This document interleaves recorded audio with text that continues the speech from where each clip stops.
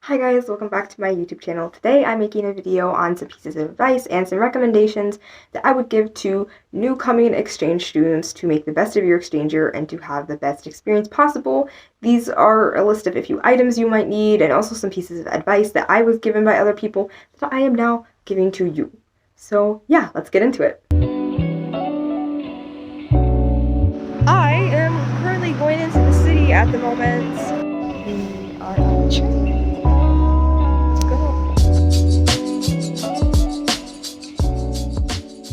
The first piece of advice that I would definitely give is to have adapters. If you're going to a foreign country, a lot of times the adapters or like the power outlets are not the same.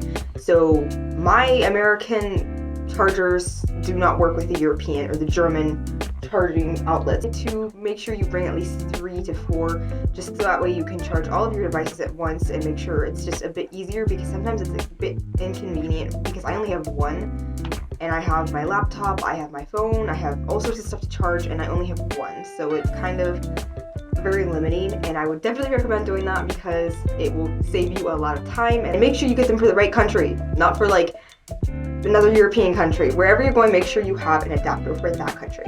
This specifically applies to exchange students that are studying abroad in a foreign language, and with me, I had a lot of vocabulary that I had learned previously in America before going to Germany. However, there were a few missing vocab pieces that I should have learned, and it just slipped my mind. I didn't think that I would need this. However, these are some of the most common things that I did need, and kind of got me into situations in which I was standing outside of a door in front of my school, wondering if I should push or pull, because I did not know if it was push labeled on the door or pull labeled on the door. So like stupid moments like that are gonna happen, they're bound to happen. So here's a list of some vocab that you should learn before you go on your exchange year, just so you're a little bit more prepared.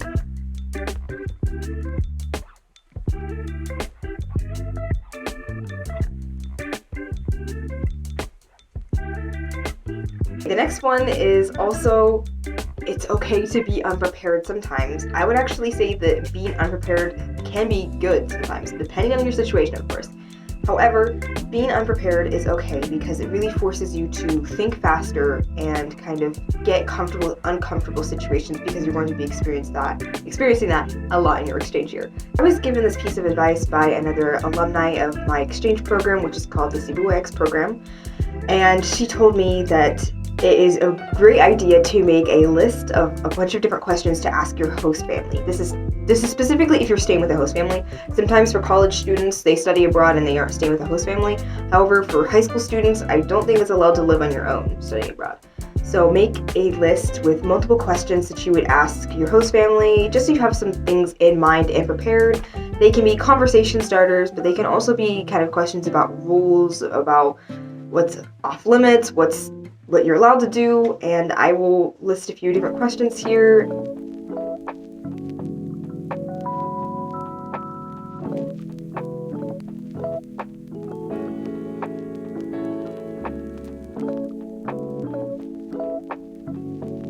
If you can find any other exchange students in your certain area which you are living in, either your home country or in your host country, also try to connect with them, because you're going to be able to have somebody to rely on who understands how you're feeling when it comes to studying abroad.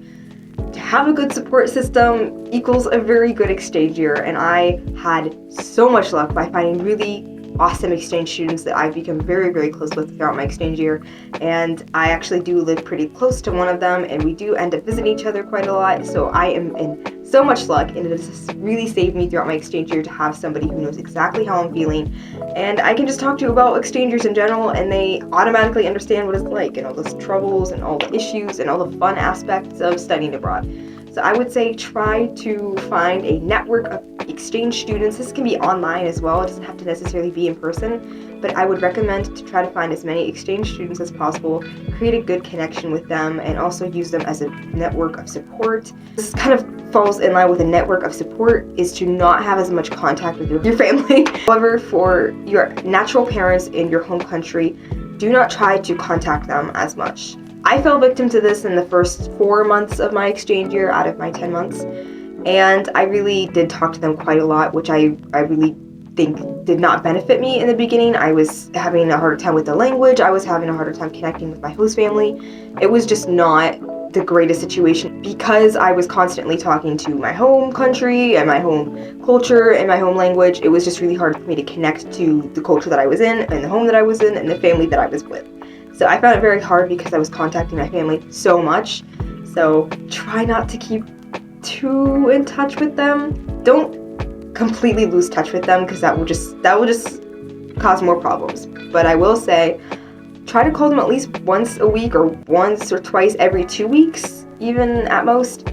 Yeah, don't lose touch with them completely, but do find a schedule that works for you, because in my case, it really didn't help me to talk to them that much, honestly. It was really holding me back from really achieving what I wanted to achieve on my exchange year, which was my language goals, cultural goals, and also just clicking and connecting with my host family. In my previous video for exchange year advice, I talked about having expectations, and my mind has actually changed quite a bit on this topic since then.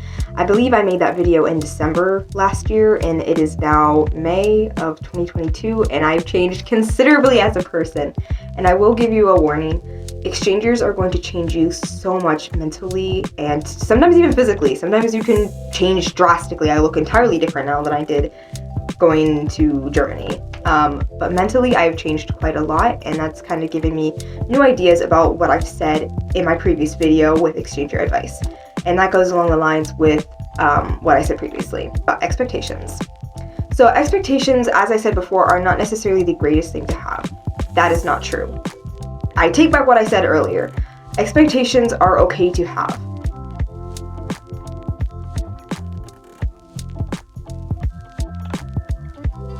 As long as you have healthy expectations and kind of set them in a way that isn't going to necessarily disappoint you very much.